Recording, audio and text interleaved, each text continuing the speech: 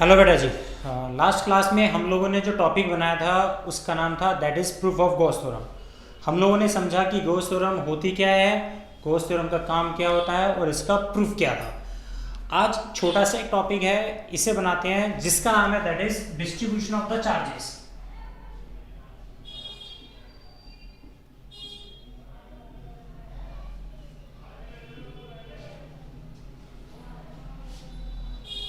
या इसे हम डेंसिटी ऑफ चार्जेस भी बोल सकते हैं।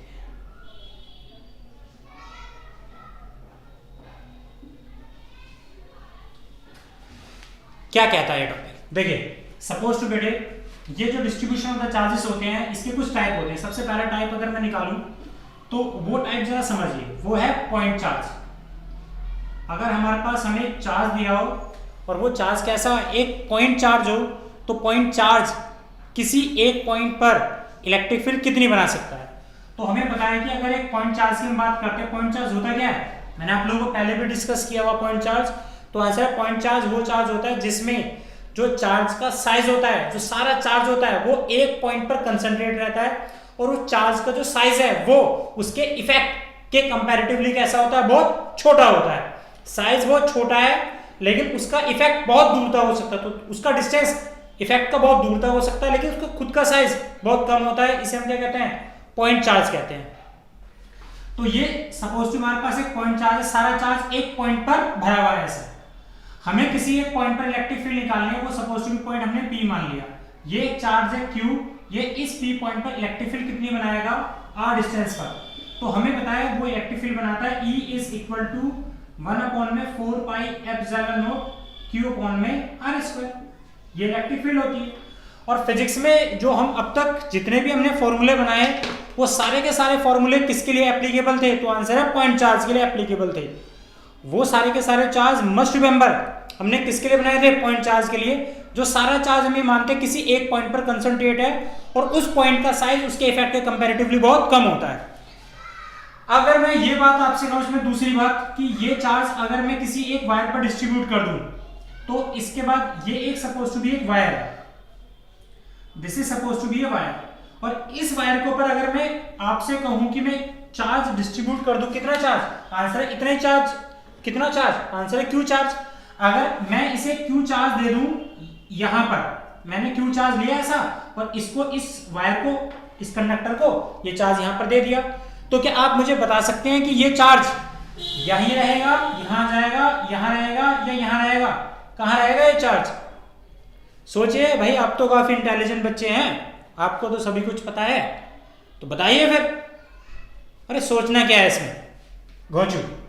अरे जब हमने इसे कोई चार्ज दिया तो जैसे चार्ज देंगे तो हमने एक मुट्ठी भर एक चार्ज लिया, वो चार्ज यहां पर दे दिया, वो चार्ज यहां पर दे दिया। अब वो चार्ज बाहर क्यों नहीं फैल सकता यहां पर, तो हम यहां पर देखते हैं जब हमने वो चार्ज दिया तो बाहर क्या है, एयर। एयर क्या है, इंसुलेटर है। जैसे हमने यहाँ पर चार्ज दिए तो वो चार्ज आपस में क्या करते हैं, लाइक चार्ज क्या करते हैं आपस में, रिपेल। तो जब चार्ज रिपेल करते हैं तो रिपेल करके वो चार्ज को दूर चला जाना चाहिए, लेकिन चलने के लिए क्या चाहिए, एक रास्ता चाहिए। रास्ता चाहिए, एक मीडियम चाहिए, क्या चाहिए, कंडक्टर, कंडक्टिंग मीडियम। और बाहर क्या है, air. Air is the bad conductor which not allow the charge to flow. तो इसका मतलब अगर मैंने एक ये चार्ज लिए ऐसा मुट्ठी भर एक पॉइंट पे जाकर रख दिए तो हम क्या देखते हैं, ये चार्ज पहले भी वहीं थे और अभी भी वहीं है। वो सारे चार्ज मिलकर इस पॉइंट पर कितने इफेक्ट बनाते हैं, आंसर इतना इफेक्ट बनाते हैं। लेकिन जब मैं उतने ही चार्ज इस कंडक्टर पर रखता हूं तो हम क्या देखते हैं, वो चार्ज यहां पर नहीं रुकता। वो चार्ज क्या होता है, आंसर वो चार्ज आगे की तरफ ट्रांसफर हो जाता है, आगे की तरफ फ्लो होना शुरू हो जाता है। क्यों, क्योंकि लाइक चार्ज क्या करते हैं, रिपेल करते हैं। जब लाइक चार्ज रिपेल करेंगे तो ये सारा चार्ज कहां पे हो जाएगा, रिपेल करके इस तरह से इस पूरी वायर पर डिस्ट्रीब्यूट हो जाएगा। ये अपने आप को तब तक डिस्ट्रीब्यूट करेंगे जब तक कि इन सब की आपस की लगने वाली फोर्स बराबर ना हो जाए, जब तक कि इनकी नेट फोर्स जीरो ना हो जाए। ये इसको रिपेल करेगा, ये इसको रिपेल करेगा, सारे अपने आप को एक दूसरे के साथ सेटल कर लेते हैं, नेट फोर्स जीरो बना के एक जगह खड़े हैं। अगर खड़े हैं तो हमें ये निकालना है कि ये जो चार्ज Q था जो इस वायर पर डिस्ट्रीब्यूट हो गया, ये किसी एक पॉइंट पर इलेक्ट्रिक फील्ड कितनी बनाता है, वो हम कैसे निकाल सकते हैं। तो आंसर है, अगर हम ये बोलते हैं कि चार्ज हमारे पास Q था, वो पूरा Q चार्ज इस वायर के ऊपर डिस्ट्रीब्यूट हो गया है और वो इस पॉइंट पर इलेक्ट्रिक फील्ड इतनी बनाएगा, तो इसका आंसर है रॉन्ग। क्यों, क्योंकि ये वाला जो इलेक्ट्रिक फील्ड का हमने फॉर्मूला अप्लाई किया वो किसके लिए बना हुआ था, तो आंसर है पॉइंट चार्ज के लिए। अगर पॉइंट चार्ज के लिए फॉर्मूला बना है तो हम उसे डिस्ट्रीब्यूशन पे कभी अप्लाई नहीं कर सकते। क्योंकि वो सिर्फ एक पॉइंट की कैरेक्टरिस्टिक्स थी बेटे। यहां पर चार्ज क्या हो गया, पूरी वायर पर डिस्ट्रीब्यूट हो गया। अगर पूरी वायर पर डिस्ट्रीब्यूट हो गया तो हम उससे इलेक्ट्रिक फील्ड कैसे निकाल सकते हैं, उसका निकालने का तरीका क्या है, तो जरा समझिए। सपोज टू बी ये चार्ज इस वायर पर डिस्ट्रीब्यूट हो गया, इस वायर की लेंथ कितनी है, सपोज टू बी एल इसकी लेंथ है। तो हमें पता है कि जब ये सारा चार्ज इस एल लेंथ पर डिस्ट्रीब्यूट हो गया, क्यू चार्ज एल लेंथ पर डिस्ट्रीब्यूट हो गया, तो हम क्या बोल सकते हैं, अगर एल लेंथ पर कितना चार्ज डिस्ट्रीब्यूट हुआ तो आंसर है क्यू। तो आप मुझे बता सकते हैं 1 मीटर लेंथ पर 1 मीटर लेंथ पर कितना चार्ज डिस्ट्रीब्यूट हुआ, तो आंसर है क्यू बाय एल। तो 1 मीटर लेंथ पर जितना चार्ज डिस्ट्रीब्यूट होता है उसे हम क्या कहते हैं उसका, तो आंसर है उसे हम कहते हैं उसका लीनियर चार्ज डेंसिटी। क्या कहते हैं बेटे, लीनियर चार्ज डिस्ट्रीब्यूशन। क्यों, क्योंकि हमने इस पूरी वायर को चार्ज कितना दिया, क्यू, वो क्यू सारा चार्ज कहां हो गया, पूरी वायर पर डिस्ट्रीब्यूट हो गया। तो पूरी वायर की लेंथ अगर एल मीटर की वायर थी तो एल मीटर पर क्यू चार्ज डिस्ट्रीब्यूट होता है, तो 1 मीटर पर कितना चार्ज डिस्ट्रीब्यूट हुआ, तो आंसर है क्यू अपॉन में एल। तो 1 मीटर लेंथ पर जितना चार्ज डिस्ट्रीब्यूट होता है उसे फिजिक्स में हमने एक नाम दिया, दिस इज नोन एज क्या, लैम्डा। और लैम्डा को यहाँ पर क्या बोला जाता है, तो इस लैम्डा को बोला जाता है बेटे, दिस इज नोन एज क्या, लीनियर चार्ज डेंसिटी। क्या बोला जाता है बेटे, लीनियर चार्ज डेंसिटी 1 मीटर पर। तो 1 मीटर 1 यूनिट लेंथ पर जितना चार्ज डिस्ट्रीब्यूट होगा उसे हम क्या बोलेंगे, दिस इज नोन एज क्या, लीनियर चार्ज डेंसिटी। अब एक छोटी सी बात बेटे हमने क्या करा, ये पूरी कंडक्टर है, लेकिन हमें इलेक्ट्रिक फील्ड किसकी वजह से निकालना है, पूरे डिस्ट्रीब्यूशन की वजह से निकालना है, 1 मीटर से थोड़ा निकालना है। तो हम क्या कर सकते हैं, तो आंसर है इसे करने का तरीका देखिए, बहुत कन्वीनियंट है और हमें आना चाहिए। हमने क्या करा बेटे, यहां से पूरी वायर के ऊपर जब चार्ज डिस्ट्रीब्यूट है तो हमने इस वायर पर एक छोटी सी एक लेंथ मान ली, एक छोटी सी एक length, this suppose to be length, इस लेंथ को हमने मान लिया डीएल। ये डीएल लेंथ इतनी छोटी है एक पॉइंट के बराबर, तो हमने कितनी चालाकी करी कि एक पॉइंट भी ले लिया और इस पॉइंट की एक लेंथ भी मान ली, कितनी, डीएल। तो हमें पता है बेटे कि 1 मीटर की लेंथ कितना, 1 मीटर की लेंथ पर कितना चार्ज डिस्ट्रीब्यूट है, तो हमें पता है 1 मीटर की वायर पर कितना चार्ज डिस्ट्रीब्यूट है, लैम्डा। तो 1 मीटर पर कितना चार्ज डिस्ट्रीब्यूट है, लैम्डा। तो आप मुझे बता सकते हो कि डीएल लेंथ पर कितना होगा, चार्ज ऑन डीएल। अरे 1 मीटर पर इतना है तो क्या करेंगे, उससे मल्टीप्लाई कर दो, लैम्डा इनटू में डीएल। तो ये क्या आ गया हमारा, ये चार्ज कितना है, छोटा है चार्ज, कितना, डीक्यू। दोबारा से समझिए, टोटल वायर की लेंथ एल है, इस पे चार्ज क्यू डिस्ट्रीब्यूट है, तो हमने क्या देखा, एल मीटर की लेंथ पर चार्ज क्यू डिस्ट्रीब्यूट था, तो 1 मीटर की लेंथ पर चार्ज कितना आ गया, क्यू बाय एल। तो 1 मीटर 1 यूनिट लेंथ पर जितना चार्ज डिस्ट्रीब्यूट होता है बेटे उसे फिजिक्स में कहा जाता है linear charge density. Must remember, linear charge density या लीनियर चार्ज डिस्ट्रीब्यूशन। अब हमें लेकिन इस पूरे वायर के डिस्ट्रीब्यूशन से इस पॉइंट पर इलेक्ट्रिक फील्ड निकालनी है, कैसे निकाल सकते हैं, तो हमें पता है अगर 1 मीटर पर चार्ज कितना डिस्ट्रीब्यूट है, लैम्डा, तो डीएल लेंथ पर कितना चार्ज होगा, तो कितना होगा, तो आंसर लैम्डा इनटू में डीएल। तो वो चार्ज कितना है, डीक्यू।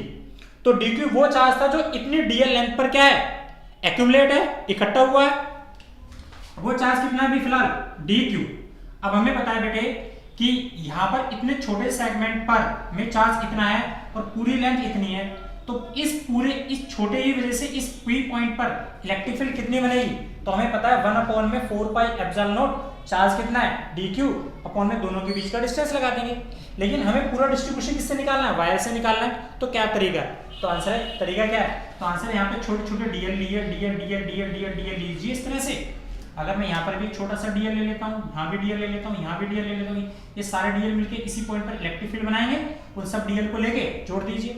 एक तो ये तरीका हुआ, और एक फिजिक्स में जो हमारा सबसे यूनिक मेथड है, जो हम सबको बहुत अच्छे से पता है, जो जोरों से हमने पढ़ा है, वो है इंटीग्रेशन। तरीका क्या होता है, तो आंसर है जिस छोटी सी लेंथ पर इसने इस पॉइंट पर इलेक्ट्रिक फील्ड बनाया, अगर मैं उसका इंटीग्रेशन कर दूंगा तो टोटल वायर का सिने के डिस्ट्रीब्यूशन से जो इलेक्ट्रिक फील्ड बनी होगी उसे हम कैलकुलेट कर सकते हैं। कैसे निकाल सकते हैं, तो जरा देखिए। तो तरीका क्या होगा, तो आंसर इलेक्ट्रिक फील्ड अगर मुझे निकालनी हो इस पी पॉइंट पर, इसका डिस्टेंस यहां से यहां तक का r है, तो इलेक्ट्रिक फील्ड कितनी होती है 1/4 पाई एप्सिलॉन नॉट। चार्ज कितना हमारे पास, तो आंसर है चार्ज है dq, ये तो बेटे, अपॉन में डिस्टेंस कितना है, तो आंसर है r², अरे ये तो था। और ये जो dq चार्ज है ये है कितना, लैम्डा इनटू में dl, तो हम क्या लिख सकते हैं इसको 1/4 pi epsilon not lambda into में dl अपॉन में r²। और हमने क्या करा इसको, तो आंसर हमने इसको इंटीग्रेट कर दिया। तो कहां से इंटीग्रेट किया, तो डेरिवेटिव किसका, लेंथ का, तो तो जिसमें डेरिवेटिव होता है हमेशा लिमिट उसी में लिखी जाती है। तो लिमिट कहां से होगी, इसकी लेंथ कितनी है 0 से, टोटल लेंथ है बेटे यहाँ से यहाँ तक की कितनी l, तो कहां चल रहे हैं 0 से l, तो ये क्या निकल जाएगी हमारी इलेक्ट्रिक फील्ड। तो ये फार्मूला किसका हुआ, इलेक्ट्रिक फील्ड बनाने का हुआ। दिस इज सो इंपॉर्टेंट, और हर कोई ये छोटी छोटी चीजें नहीं जानता बेटे। तो आपको इसका मतलब समझ में आना चाहिए कि जब भी चार्ज किसी लेंथ पर डिस्ट्रीब्यूट होता है, लंबाई से रिलेटेड किसी भी चीज पर, लंबाई से रिलेटेड मतलब एक रोड हो सकती है, कंडक्टर हो सकती है, एक वायर हो सकती है, तो जब भी उस रोड, कंडक्टर, वायर किसी को भी आप चार्ज देंगे तो वो सारा चार्ज क्या होगा, उस कंडक्टर पर ट्रांसफर हो जाएगा। किस प्रॉपर्टी से, कौन सी फिजिक्स की प्रॉपर्टी है जो हम इसमें यूज कर रहे हैं, दिस इज रिपल्सन। रिपल्सन, सारा चार्ज एक दूसरे को रिपेल करेगा, और वो तब तक रिपेल करेंगे जब तक कि उनके बीच में आपस में नेट फोर्स 0 ना हो जाए। बाहर जा नहीं सकते कंडक्टर से, क्योंकि बाहर क्या है, air is the bad conductor which not support the charge to flow. तो फिर से हमें समझ में आया एल लेंथ पर। तो अगर हम ये सोचें कि इसके ऊपर हमने चार्ज क्यू दिया और वो चार्ज इसके पूरी वायर के ऊपर डिस्ट्रीब्यूट हो गया, तो हमें किसी एक पॉइंट पर इलेक्ट्रिक फील्ड निकालनी है। एक वायर को हमने चार्ज क्यू दिया और वो चार्ज इस पूरी वायर पर डिस्ट्रीब्यूट हो गया, और हम ये देखना चाहते हैं कि वो सारा चार्ज इस पॉइंट पर इलेक्ट्रिक फील्ड कितनी बनाएगा। तो डिस्ट्रीब्यूशन ऑफ द चार्ज से, लीनियर चार्ज डिस्ट्रीब्यूशन से किसी एक पॉइंट पर अगर मुझे इलेक्ट्रिक फील्ड लगानी हो तो मैं ये फार्मूला नहीं लगा सकता। मस्ट रिमेंबर भाई, इसको याद रखना पड़ेगा आपको, क्योंकि ये फार्मूला पॉइंट चार्ज के लिए नहीं लगा सकते। तो हमें सबसे पहले क्या करना पड़ेगा, हमने इस पूरी वायर से हमने 1 मीटर लेंथ का चार्ज पे निकाला, चार्ज कितना होता है, और फिर एक छोटा सा एक एलिमेंट लिया, 1 मीटर पर इतना चार्ज है तो इतनी सी लेंथ पर कितना होगा, डीएल पर कितना होगा, तो लैम्डा इनटू में डीएल, ये चार्ज इस पॉइंट पर होगा। तो ये एक पॉइंट चार्ज के लिए फार्मूला एप्लीकेबल होता है।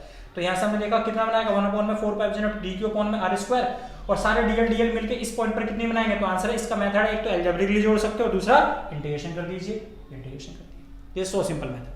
अगला क्या कहते हैं फिजिक्स में से, लीनियर चार्ज डेंसिटी।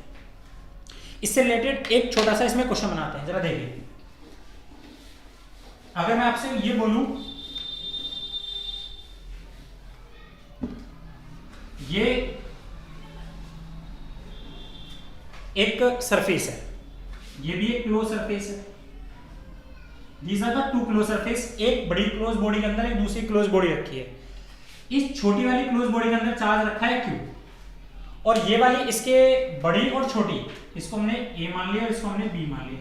बड़ी और छोटी, इनके बीच में एक कंडक्टर रख दी, दिस इज द कंडक्टर, जिसकी कुछ लेंथ होगी, और इसकी लेंथ हमने कितनी कंसीडर कर ली, सपोज टू बी इसकी लेंथ है कितनी, L। हमारा क्वेश्चन क्या है जो हमें पूछा गया और हमें गिवन है, हमें गिवन ये है कि अगर if linear charge density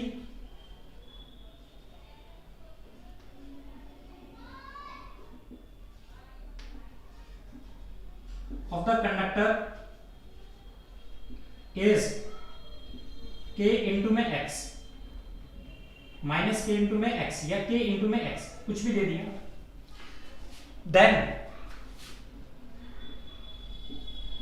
we have to find flux number first at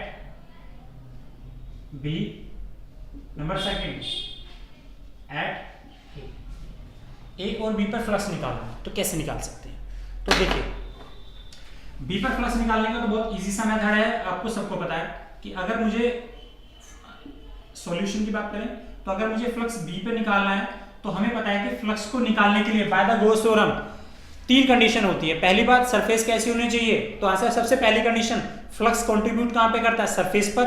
number दूसरी बात, जिस सरफेस पर हम फ्लक्स निकाल रहे हैं वो सरफेस कैसी होनी चाहिए, क्लोज। तीसरी बात, चार्ज हमेशा कहां होना चाहिए, क्लोज बॉडी के अंदर होना चाहिए। तो हमने देखा चार्ज क्या रखा है, क्लोज बॉडी के अंदर है, दूसरा फ्लक्स सरफेस पर है, तीसरा ये क्लोज बॉडी है, आंसर है यस क्लोज बॉडी है। तो इस पर फ्लक्स कितना बनेगा बी पर, तो आंसर है फ्लक्स बनेगा Q अपॉन में एप्सिलॉन। लेकिन अब हमें फ्लक्स इस पर निकालना है ए पर। अब ए पर अगर मुझे फ्लक्स निकालना है तो मुझे ये पता होना चाहिए कि ए पॉइंट क्या सरफेस पर एग्जिस्ट करता है, तो आंसर है करता है। दूसरा, क्या क्लोज बॉडी है, यस क्लोज बॉडी है। तीसरा, उसके अंदर टोटल चार्ज कितना, तो हमें दिखता है उसके अंदर टोटल चार्ज एक तो Q है और एक इस वायर के ऊपर कुछ चार्ज डिस्ट्रीब्यूट होगा, और चार्ज डिस्ट्रीब्यूट होगा और उसकी सरफेस चार्ज डेंसिटी कितनी है kx, लेकिन हमें ये नहीं पता कितना चार्ज डिस्ट्रीब्यूट है। तो अब हमारा नेक्स्ट वर्क क्या हुआ कि हमें इस वायर पर निकालना है कि इस पे कितना चार्ज डिस्ट्रीब्यूट है।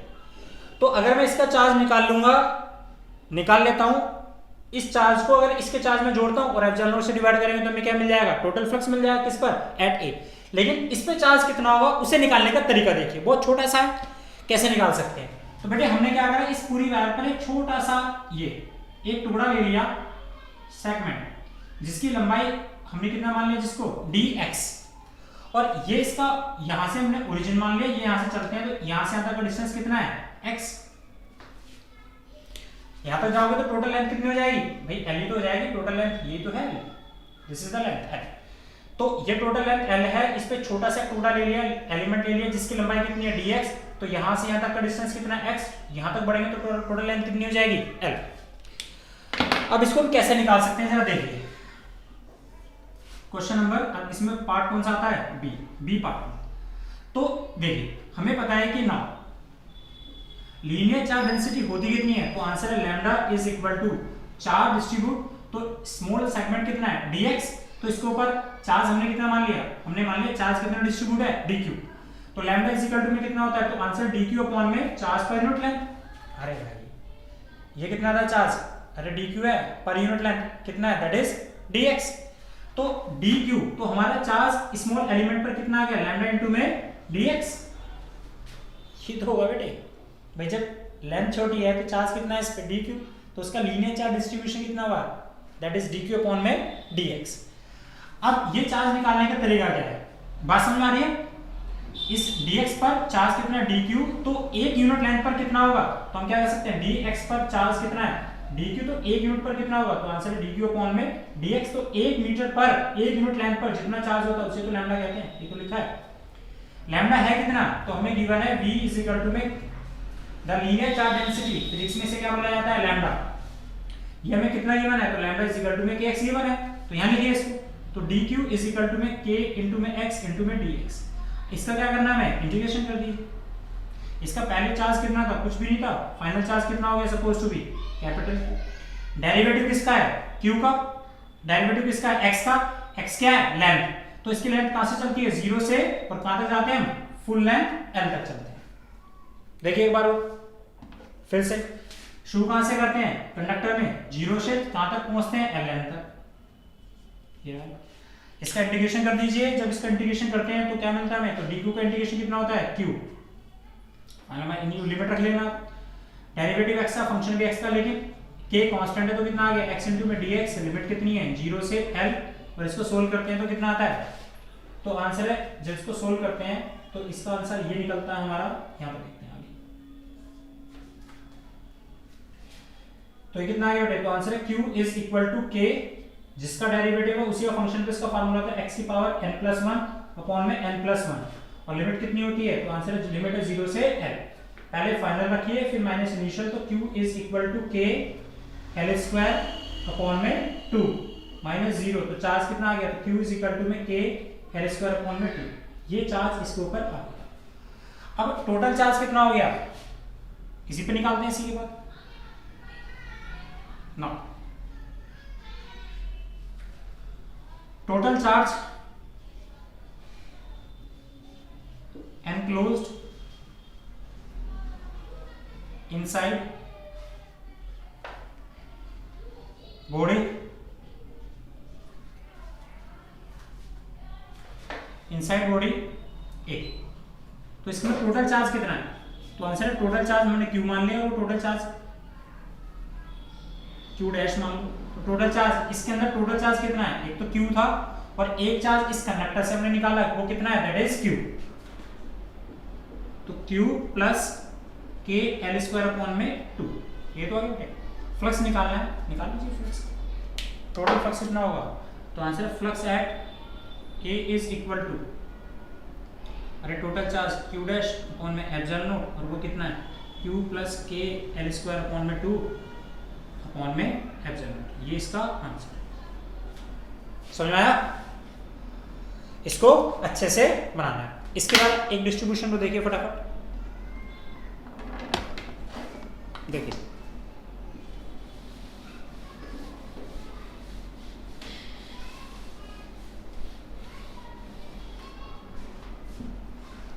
इसके बाद एक छोटा सा डिस्ट्रीब्यूशन को देखते हैं, see this is surface charge distribution.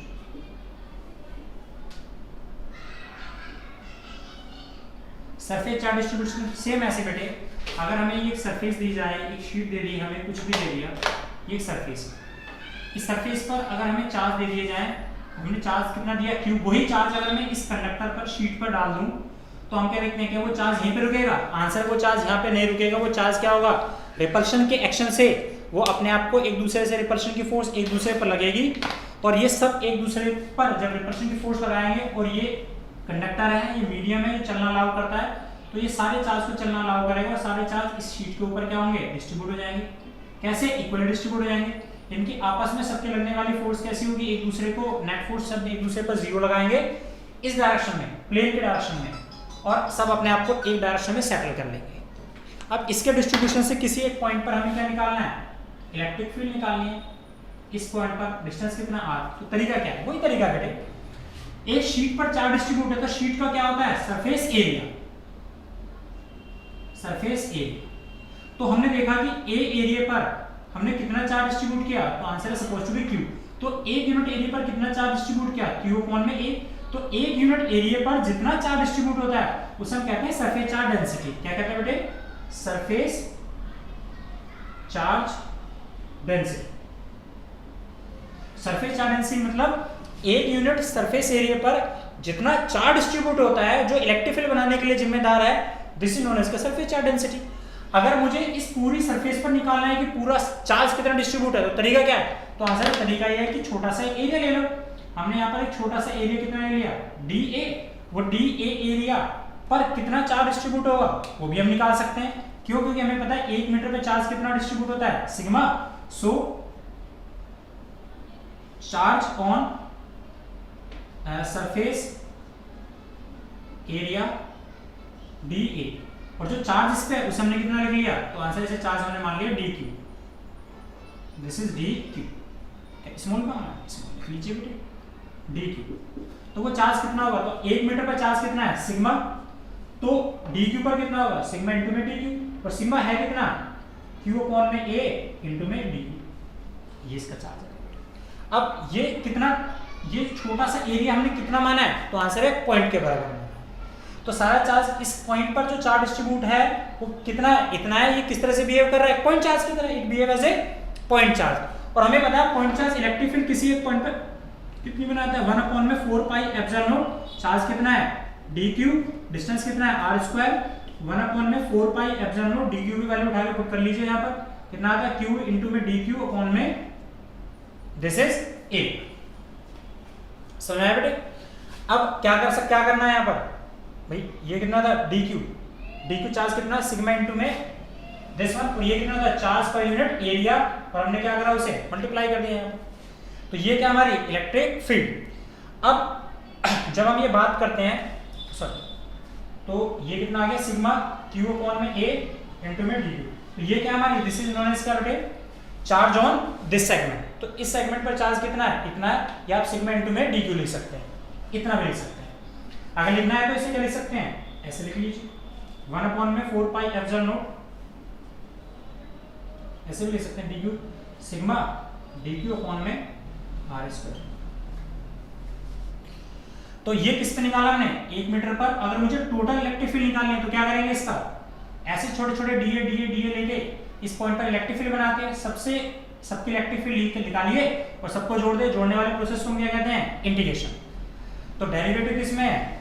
तो Q में। डेरिवेटिव किसमें? Surface area. What we did mistake है, charge per unit area sigma. तो दिस इज द DQ। तो सिग्मा इंटू में DQ this one. DQ charge आ गया अपने पास। ओहो, दिस इज सिग्मा इंटू में। देखिए यहां पर क्या था बेटे? इधर देखिए, तो 1 यूनिट पर कितना चार्ज है? तो आंसर है सिग्मा। तो हमें किस पे निकालना है? तो आंसर हमें DA एरिया पे निकालना है, DQ पे निकालना है, DA पे निकालना है। तो क्या करेंगे? इसको DA से मल्टीप्लाई कर देंगे। बेटे 1 मीटर पर इतना है ना, अरे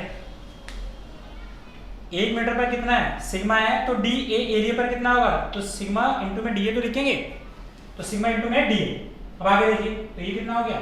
इसको भी लिखना चाहे तो Q अपॉन में A इंटू में DA आप इतना लिख सकते हैं, लिखना चाहें तो, अदरवाइज इससे कम चल जाएगा। तो यहाँ रखिए, तो 1/4πε0 इसकी वैल्यू कितनी है, 1/dq कितना है अपने पास, ये ना चार्ज, सिग्मा इनटू में डी ए अपॉन में कितना है r²। अब देखिए डेरिवेटिव किसका है, एरिया का, तो एरिया इसका इनिशियल एरिया कितना है 0, फाइनली कितना है a और इसको इंटीग्रेट। ये समझ आया बेटे बात। ये छोटी सी एक मिस्टेक हो गई थी बेटे, बाबू हमने क्या करा था, हमने dq को मल्टीप्लाई करते हैं, हमें पता है कि 1 मीटर में इतना, 1 मीटर कितना चार्ज कंट्रीब्यूट करता है इतना, तो dA कितना करता है इतना, तो dA कितना करेगा उससे मल्टीप्लाई करेगा, इस तरह से निकाल सकते हैं। तो इसी तरह से हम इसमें फिजिक्स का यूज कर सकते हैं, और चाहें तो इस तरह से वॉल्यूम चार्ज डिस्ट्रीब्यूशन भी होता है। अगर सिंपली वॉल्यूम चार्ज डिस्ट्रीब्यूशन की बात करें, ये सीबीएसई बोर्ड से बाहर है वैसे, फिर भी देखिए वॉल्यूम चार्ज डिस्ट्रीब्यूशन,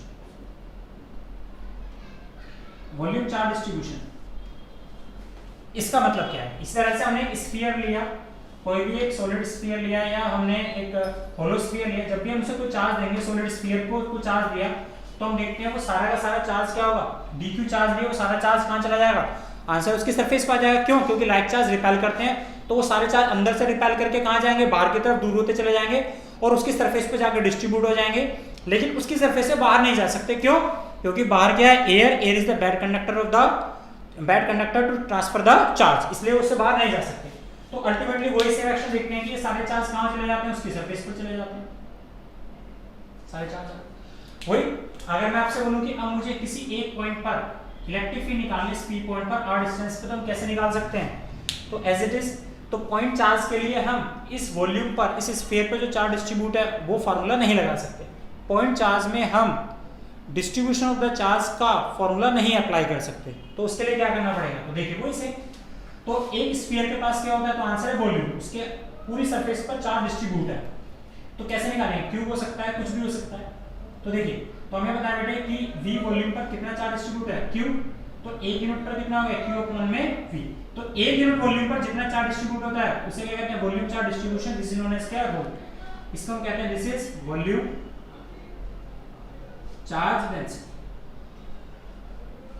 और इसी तरह से 1 मीटर पर कितना है, छोटा सा dv ले लीजिए, कितने वॉल्यूम पर कितना हुआ, तो आपको पता है now charge on dv volume, तो चार्ज कितना होगा, 1 मीटर पर इतना है, तो इस पर कितना हो गया d इनटू में इलेक्ट्रिक फील्ड, तो ये किस तरह से काम करेगा, चार्ज कितना है dq, तो ये पॉइंट चार्ज की तरह काम करेगा, और एक पॉइंट चार्ज किसी एक पॉइंट पर इलेक्ट्रिक फील्ड बनाता कितना है, तो हमें पता है E इज इक्वल टू में 1/4πε0 dq अपॉन में r², और dq है कितना, तो आंसर है 1/4πε0 रो इनटू में dv अपॉन में r²। इसी तरह से dq आप बहुत सारे लेंगे, सारे इस पॉइंट पर इलेक्ट्रिक फील्ड बनाएंगे, सब इलेक्ट्रिक फील्ड को जोड़ दीजिए, और जोड़ने वाले मेथड को हम क्या कहते हैं, इंटीग्रेशन। डेरिवेटिव किसमें, वॉल्यूम में, जो इसका वॉल्यूम है 0 रखिए, स्फीयर है तो स्फीयर का वॉल्यूम लिखिए, क्यूब है तो क्यूब का वॉल्यूम लिखिए, जिसका भी वॉल्यूम है वो वॉल्यूम यहाँ रख दीजिए, और इससे आप इसकी इलेक्ट्रिक फील्ड निकाल सकते हैं। This is the another method to calculate the electric field. तो हमें समझ में आया कि distribution of the charges is most important, जो हमें ये निकालने में मदद करता है कि अगर हम किसी पॉइंट चार्ज को किसी एक कंडक्टर पर डिस्ट्रीब्यूट कर दें, वो कंडक्टर एक वायर हो सकती है, अगर वायर पर चार्ज डिस्ट्रीब्यूट करेंगे तो उस वायर की लेंथ पर चार्ज डिस्ट्रीब्यूट होगा, तो उसके डिस्ट्रीब्यूशन से हमें कैसे इलेक्ट्रिक फील्ड निकालेंगे। दूसरा, एक सरफेस एरिया को देंगे तो उससे इलेक्ट्रिक फील्ड कैसे निकालते हैं, एक वॉल्यूम को देंगे उससे कैसे निकाल सकते हैं, तो वी हैव द मेथड। तो इन्हें अच्छे से समझिए, और इससे अगली क्लास में नए टॉपिक के साथ स्वागत होगा आप लोगों का। थैंक यू वेरी मच बेटा।